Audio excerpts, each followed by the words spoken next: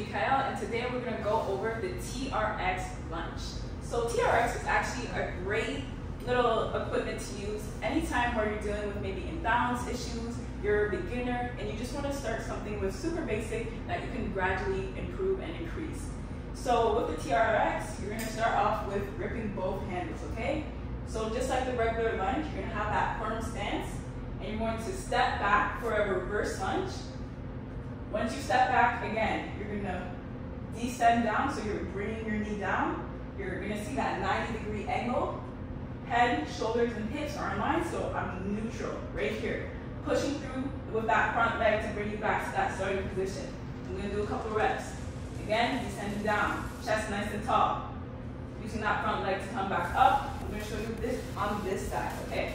Again, coming down, chest nice and tall. Using that front leg to come back up.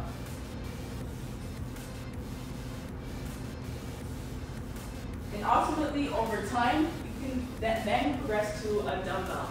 You can progress to a barbell. You can do whatever you want. This is a great for basics, beginners. And yeah, ultimately, this is going to be a great exercise for glutes, quads.